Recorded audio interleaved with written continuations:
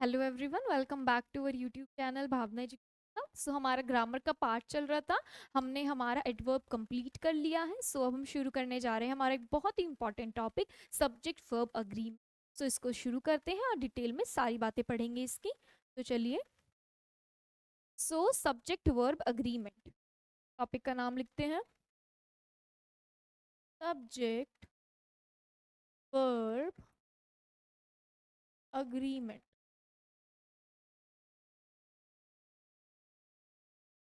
तो यानी कि इसमें क्या हो रहा है, सब्जेक्ट और वर्ब के बीच में अग्रीमेंट हो रहा है कुछ। सब्जेक्ट वर्ब अग्रीमेंट का मतलब ही क्या है कि सब्जेक्ट के अकॉर्डिंग हम कौन सी वर्ब यूज कर रहे हैं, कौन सी क्रिया यूज कर रहे हैं, वो होता है हमारा सब्जेक्ट वर्ब अग्रीमेंट। यानी सब्जेक्ट हमारा कैसा है उसके अकॉर्डिंग वर्ब कैसी यूज होगी, वो ही है हमारा सब्जेक्ट वर्ब अग्रीमेंट। सो आइए शुरू करते हैं। सो सब्जेक्ट वर्ब अग्रीमेंट में हमारा क्या होगा, सब्जेक्ट होगा और वर्ब होगा, और ये मिलकर क्या बनाते हैं, अपने आप में सेंटेंस बनाते हैं। सो सेंटेंस की बात पढ़ लेते हैं पहले। सेंटेंस की स्पेलिंग होती है SENTENCE। कुछ यहाँ पर एस यूज करते हैं, एस गलत होता है, सी आएगा। ये बात आपको टेंस में भी बताई गई थी। सो सेंटेंस की स्पेलिंग ये हो गई, इसमें भी एरर आपको देखने को मिल सकता है कभी, तो स्पेलिंग भी याद करते चलना है। सो एक सेंटेंस क्या होता है, सेंटेंस का मतलब होता है जो अपने आप में complete meaning they. A complete meaning.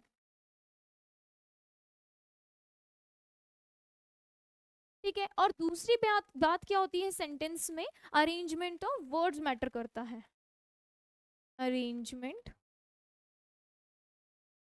Of words, ये दो बातें मैटर करती हैं सेंटेंस में। वो बताने के लिए, एक सेंटेंस क्या देता है, कंप्लीट मीनिंग देता है किसी बात का, किसी जो चीज हो रही है, और दूसरा क्या बताता है, अरेंजमेंट ऑफ वर्ड्स। और अरेंजमेंट ऑफ वर्ड्स का मतलब क्या होता है मेरा, अरेंजमेंट ऑफ वर्ड्स होते हैं, सब्जेक्ट आता है पहले, यानी कि कौन सी चीज कहाँ रखी जाएगी। सब्जेक्ट हो गया, वर्ब हो गया, देन ऑब्जेक्ट आएगा। सो यहाँ पर तीन चीजें होती हैं, सब्जेक्ट वर्ब और ऑब्जेक्ट। तो सब्जेक्ट कैसा आएगा मेरा, सब्जेक्ट मेरा नाउन और प्रोनाउन दो चीज हो सकते हैं, नाउन या फिर प्रोनाउन।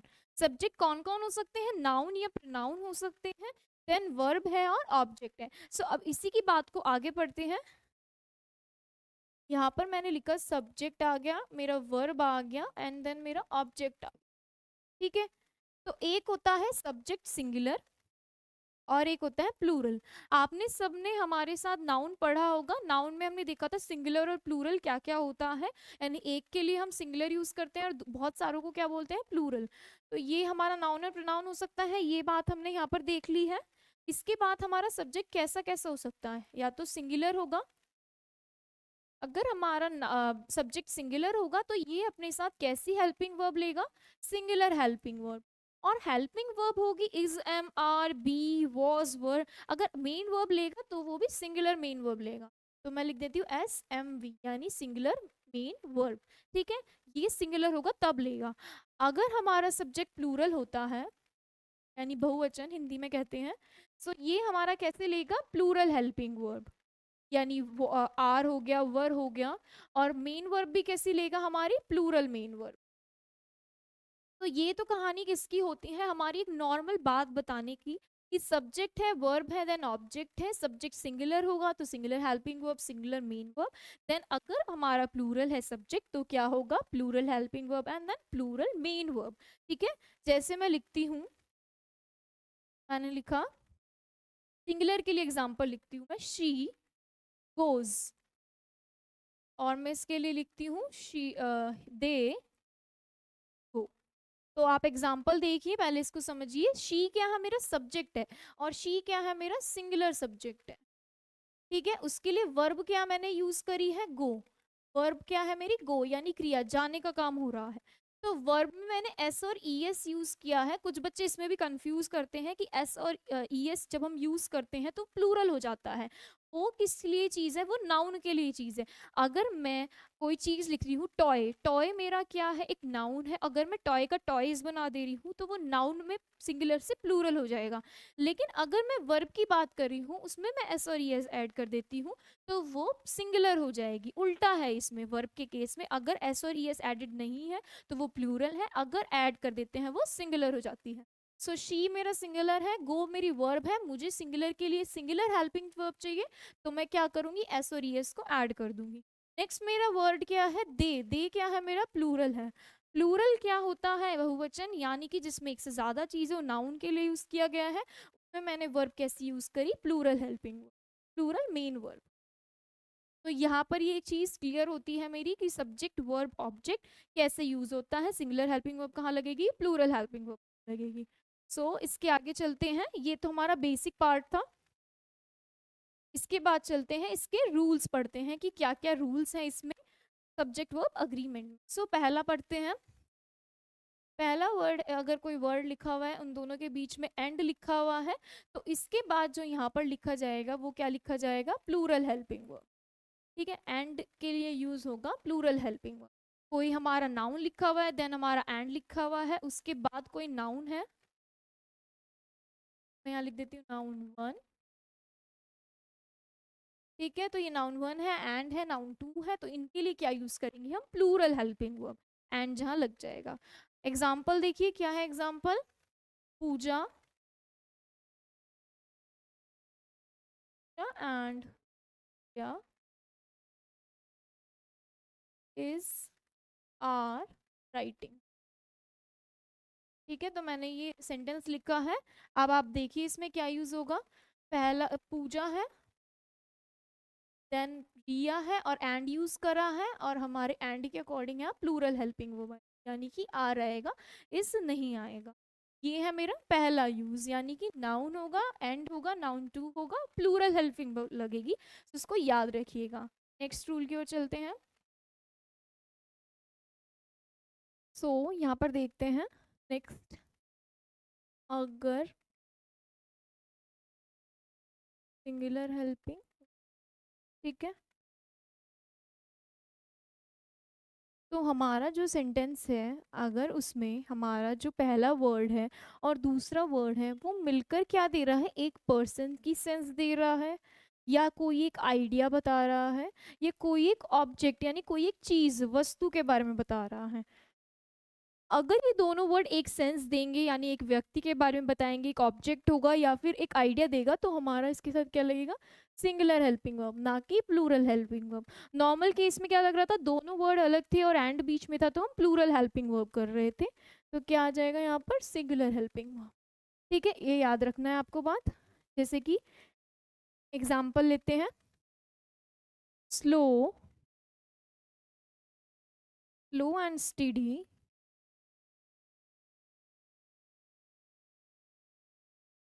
स्टडी विन या wins the race. Word, fish and chips is are my my favorite dish. Next sentence, rice and curry is या are tasty। तो ये तीन सेंटेंस लिखे हैं, इसको बनाते हैं। पहला सेंटेंस क्या कहता है, स्लो एंड स्टडी, स्लो होते हैं जो मतलब धीरे धीरे चलते हैं, तो यहाँ सेंटेंस की सेंस क्या है, slow and steady wins the race, जो धीरे धीरे चलते हैं, स्लो होकर चलते हैं वो, और स्टडी का मतलब है कंटिन्यूअस, सो कंटिन्यूअस जो चलते रहते हैं, तो ये एक सेंस दे रहा है, तो इसके लिए हम क्या यूज करेंगे, वर्ब विंस यूज करेंगे। Next, fish and chips is, क्योंकि ये सिंगुलर हेल्पिंग वर्ब है, इसको ऐसे ट्रीट मत कीजिएगा, ठीक है, इसलिए हमने ये ली है singular main verb, sorry. Next sentence क्या कहता है, मेन वर्ब। ठीक है, next sentence, fish and chips is are my favourite dish, तो फिश और चिप्स को साथ में खा रहे हैं, एक सेंस दे रहा है, तो यहाँ पर क्या यूज होगा, हमारा सिंगुलर हेल्पिंग वर्ब यानी is use. Next sentence, rice and करी इज आर टेस्टी, तो राइस और करी को एक साथ खाया जाता है, राइस की स्पेलिंग गलत है, राइस और करी को एक साथ खाया जाता है, तो कैसी डिश होगी, ये टेस्टी डिश बन गई। तो राइस और करी की एक आइडिया आ रहा है, एक चीज़ का आइडिया आ रहा है, तो इज यूज। तो ये है मेरा सेंटेंस जिसमें एक पर्सन एक ऑब्जेक्ट या एक आइडिया देगा, तो उसमें हम सिंगुलर हेल्पिंग वर्ब यूज करने वाले हैं। नेक्स्ट चलते हैं। अगर मेरे दो वो लिखे हुए हैं और बीच में एंड है और दोनों में क्या है, अनकाउंटेबल नाउन, अनकाउंटेबल नाउन, तो उसके बाद क्या आएगा मेरा, प्लूरल हेल्पिंग वर्ब। क्या आएगा, प्लूरल हेल्पिंग वर्ब। तो इसका एग्जाम्पल लिखते हैं, एग्जाम्पल क्या है इसका, money, money and read come together. ठीक है, तो ये दोनों चीजें एक साथ बताई गई हैं, तो इसके लिए हमने क्या यूज किया है, कम यूज किया है। कम क्या है, प्लूरल मेन वर्ब। ठीक है, प्लूरल हेल्पिंग वर्ब या मेन वर्ब एक ही बात है, यानी कि प्लूरल आएगा। तो ये दोनों एक सेंस दे रहे हैं कि जो पैसा है और जो लालच है वो एक साथ आ जाता है, तो क्या है, ये सेंटेंस पूरा करता है प्लूरल मेन वर्ब के साथ। नेक्स्ट चलते हैं।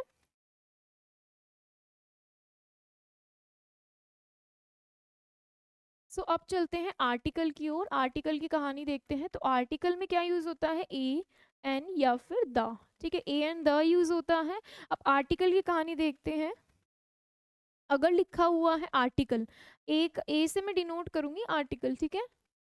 ठीक है, अगर आर्टिकल लिखा हुआ है, फिर एक नाउन है, फिर एंड है, और फिर एक वर्ड है, तो इसके साथ मैं यूज करूंगी सिंगुलर हेल्पिंग वर्ब, क्योंकि अ के साथ में जो दो वर्ड्स यूज करी हूँ वो एक सेंस दे रहा है, अ का मतलब होता है एक, और दोनों को वो एक साथ लेकर चल रहा है। यानी कि जो है, मतलब जो आर्टिकल है, आर्टिकल में एन द जो भी है वो दोनों के लिए यूज किया गया।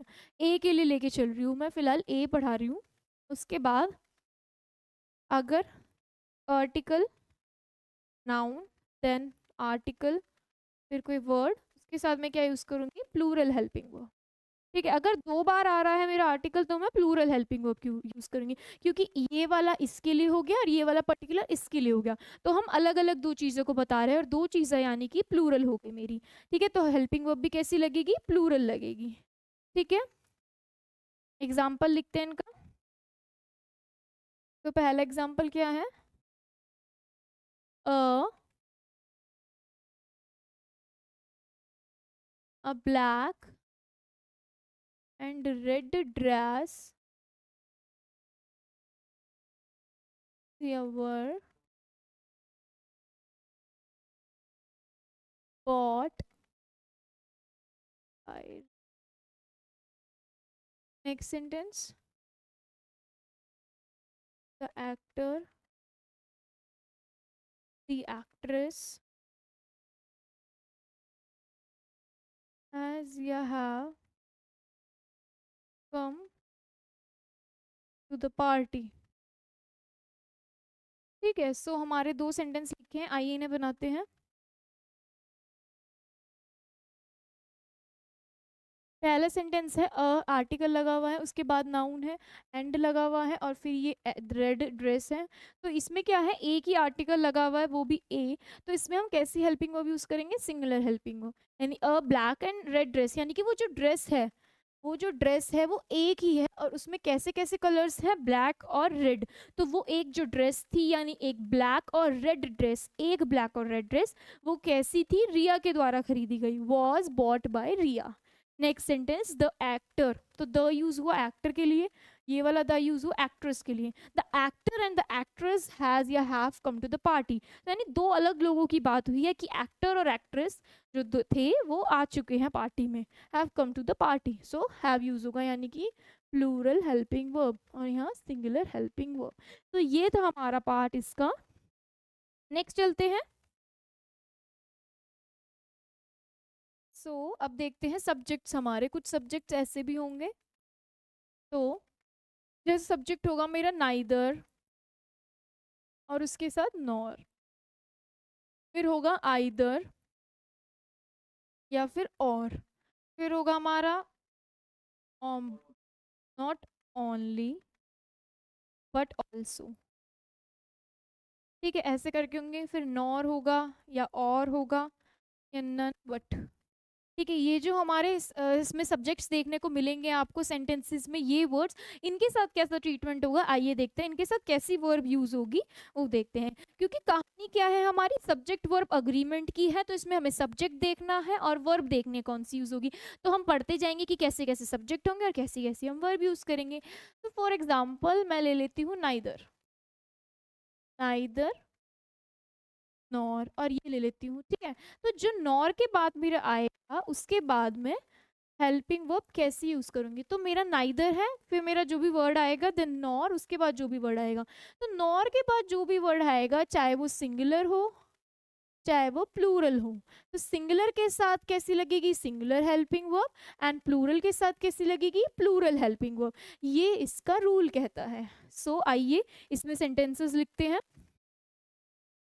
पहला सेंटेंस है मेरा, neither India nor England wins the match. Next sentence, neither Pooja nor her friends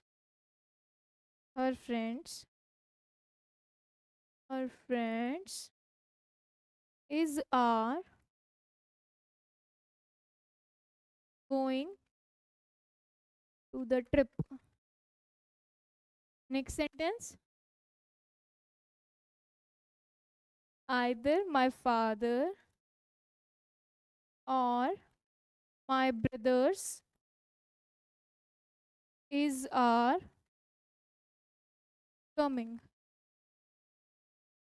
Next sentence, either either she goes और आई गो। ओके, सो आइए सेंटेंस देखते हैं, इनको बनाते हैं। पहला सेंटेंस क्या कहता है, नाइदर इंडिया, तो नाइदर के बाद इंडिया यूज करा है, नॉर के बाद इंग्लैंड यूज करा है, तो ये देश के नाम है। सो इंग्लैंड एक की बात हो रही है, तो यहाँ पर सिंगुलर हेल्पिंग वर्ब यूज होगी, सिंगुलर हेल्पिंग वर्ब यानी विंस, ना कि विन।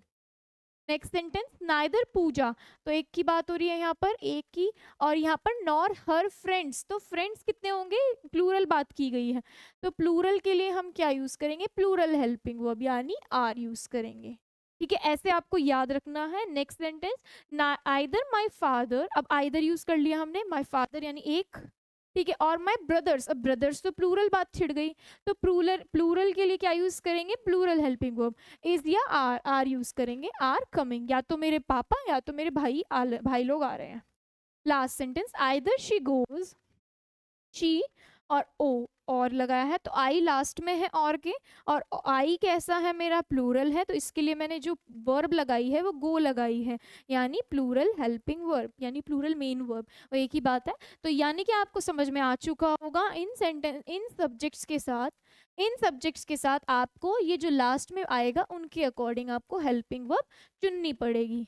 वो सिंगुलर होगा तो सिंगुलर हेल्पिंग वर्ब, वो प्लूरल होंगे तो प्लूरल हेल्पिंग वर्ब।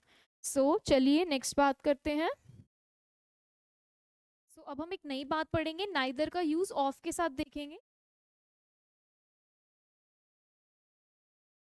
अगर लिखा है नाइदर के साथ हमने यूज किया है ऑफ और सेंटेंस है, तो यानी इसका मतलब क्या कहता है, दो में से एक भी नहीं, या दो से अधिक में से एक भी नई चीज, तो उसकी जगह हम नाइदर ऑफ नहीं यूज करेंगे, उसकी जगह हम यूज करेंगे नन, उसकी जगह हम यूज करेंगे नन। ठीक है, अगर नाइदर ऑफ आपको देखने को मिलता है किसी भी सेंटेंस के साथ, लाइक नाइदर ऑफ देम, और कुछ बात है नाइदर ऑफ अस, या फिर कोई भी बात लिखी हुई है, तो हम नाइदर ऑफ का यूज नहीं करेंगे, क्योंकि नाइदर का मतलब होता है दोनों में से एक भी नहीं। ठीक है, दो में से भी नहीं, या दो से अधिक में से एक भी नहीं। ठीक है, तो हम उसकी जगह नन यूज करने वाले हैं। आइए सेंटेंस बनाते हैं। पहला sentence, neither of us went to the concert. Next sentence, neither of them the class. ठीक है, अब इनको बनाते हैं। पहला सेंटेंस क्या कहता है, आइए देखते हैं। पहला सेंटेंस कहता है मेरा, देखिए नाइदर ऑफ को हटाकर नन यूज करना है, तो नन ऑफ, नन के साथ ऑफ भी लगेगा, none of us went the concert. क्योंकि यहाँ पर मीनिंग क्या दे रहा है, neither of us went to the concert, यानी हम में से कोई भी कॉन्सर्ट में नहीं गया था। ठीक है, तो अस क्या हो गया, अस यहाँ पे दो भी हो सकते हैं, तीन भी हो सकते हैं, दो से तो ज्यादा होंगी, दो या दो से ज्यादा। तो हम दोनों में से कोई भी नहीं गया। अब नहीं गया तो हम दोनों में से कोई भी नहीं गया, तो नाइदर ऑफ की जगह नन ऑफ यूज करेंगे हम। ये है ये concept. Next, neither of them came to the class, तो नाइदर ऑफ की जगह क्या हो जाएगा हमारा, none of. None of them came the class. ठीक है, यहाँ पे नाइदर ऑफ की जगह हमारा क्या आ जाएगा, नन ऑफ। तो ये थे हमारा सेंटेंस नाइदर ऑफ का। नेक्स्ट चलते हैं एक नई बात की ओर, आइदर ऑफ की कहानी पढ़ते हैं। आइदर ऑफ, इसमें है दो में से एक या दो से अधिक में से एक, दो में से एक, यानी कि इसमें बात जो हो रही है दो की हो रही है या दो से ज्यादा की हो रही है, उनमें से एक को सिलेक्ट करना है। आइदर का मतलब होता है दो में से एक। ठीक है, सो सेंटेंस लिखते हैं। पहले लिखते हैं कि इसमें आइदर की जगह हम चेंज करके क्या लिखेंगे, हम इसकी जगह आइदर की जगह चेंज करके लिखेंगे वन ऑफ, क्योंकि एक सेलेक्ट हो रहा है तो वन ऑफ लिखेंगे ना कि आइदर लिखेंगे। सो इसके सेंटेंस देखते हैं, आइए। पहला sentence, either of, either of, either of the two boys came with us. Next sentence, either of the, either of the, either of the girls is fail। ठीक है, यहाँ पर 5 ऐड कर लीजिए, either of the 5 girls, 5। ठीक है, 5। तो आइए अब इसको बनाते हैं। पहला सेंटेंस क्या कह रहा है, either of the two boys, तो दो में से एक लड़का क्या है, हमारे साथ आ सकता है, आया था। ठीक है, तो either of the two boys, तो यहाँ पर हम वन ऑफ लिखेंगे, one of two boys came with us, यानी आइदर ऑफ को हमने चेंज किससे कर दिया, किससे कर दिया, वन ऑफ से। Next sentence, either of the 5 girls is fail, यानी 5 में से एक लड़की फेल है, तो आइदर ऑफ की जगह हम यूज करेंगे one of. Either of the 5 girls is fail, यानी कि 5 में से एक लड़की फेल है, तो एक की बात हो रही है, जहां एक की बात होगी हम वन ऑफ यूज करेंगे। नेक्स्ट चलते हैं, क्या लिखेंगे अब, बोथ के साथ हम कभी भी नॉट का यूज नहीं करेंगे। ठीक है, बोथ के साथ, बोथ का मतलब है दोनों, और दोनों के लिए बात हो रही है, यानी दोनों वो काम करते हैं, पॉजिटिव है, तो नॉट कहीं भी देखने को मिल जाएगा तो नहीं करेंगे, यानी दोनों में से कोई भी नहीं, ऐसा नहीं आएगा। तो इसकी जगह अगर लिखा आया तो क्या करेंगे, और अगर ये लिखा आता है तो क्या करेंगे, वैसे तो ये यूज नहीं होगा। अगर बोथ के साथ आपको नॉट देखने को मिलता है तो आप इसकी जगह कर देंगे नाइदर और नाइदर ऑफ। ठीक है, ये कर देंगे आप इसकी जगह। तो आइए सेंटेंस बनाते हैं इसके दो। पहला sentence, both of them can not swim. Next sentence, of the boys did not attend the seminar. ठीक है, सो बनाते हैं सेंटेंस। पहला सेंटेंस क्या कहता है, both of them can not swim, यानी दो लोगों की बात हो रही है, दो में से दोनों के लिए मना हो गई वो बात कि दो थे और दोनों ही स्विम नहीं कर सकते, यानी दोनों ही स्विम नहीं कर सकते, दोनों के लिए मना हो गई। तो बोथ और नॉट जहां भी होगा क्या बन जाएगा, नाइदर ऑफ। तो neither of them can swim, बाकी सेंटेंस एज इट इज। तो ये आपको एरर देखने को मिल सकता है। Next sentence, both of the boys did not attend the party, attend the seminar, तो दो लोगों को सेमिनार के लिए भेजा जाने वाला होगा लेकिन दोनों ने ही सेमिनार अटेंड नहीं किया है, तो क्या हो जाएगा, बोथ और नॉट। बोथ और नॉट साथ में नहीं आ सकते, अगर आए हैं तो नाइदर ऑफ बन जाएंगे। तो डिड बट बोथ और नोट को हटा के neither of the boys did attend the seminar. ठीक है, तो ये बात हमारी क्लियर हो गई। सो आज के लिए बस इतना ही रखते हैं, देखते हैं हमने क्या क्या बातें कवर करी हैं। सब्जेक्ट वर्ब अग्रीमेंट क्या होता है, देन हमने पढ़ा कि सेंटेंसेस कैसे होते हैं, सिंगुलर के साथ सिंगुलर हेल्पिंग वर्ब, प्लूरल के साथ प्लूरल। देन हमने ये सीखा नाउन और नाउन टू होगा तो प्लूरल हेल्पिंग वर्ब, बट अगर दोनों सेंटेंस हमारे सेम मीनिंग, सेम पर्सन या एक ऑब्जेक्ट के बारे में बता रहे हैं आइडिया, तो सिंगुलर हेल्पिंग वर्ब। देन उसके बाद हमारा क्या था, ना अनकाउंटेबल होंगी दोनों जगह तो क्या लगेगी हमारी, प्लूरल हेल्पिंग वर्ब। उसके बाद आर्टिकल का केस समझा था, आर्टिकल अगर एक जगह हो तो सिंगुलर, दो जगह होगा तो प्लूरल। और फिर उसके बाद हमने सेंटेंसेस किए थे कुछ, देन हमने ये सब्जेक्ट सीखे, इनके साथ हमारा लास्ट के साथ हेल्पिंग वर्ब लगेगी, और ये नाइदर लास्ट का केस।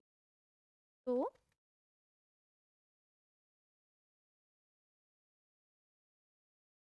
आज का सेक्शन हमारा यहीं ख़त्म होता है, आज का पार्ट हमारा यहीं पर ख़त्म होता है। मिलते हैं आपसे नेक्स्ट पार्ट में।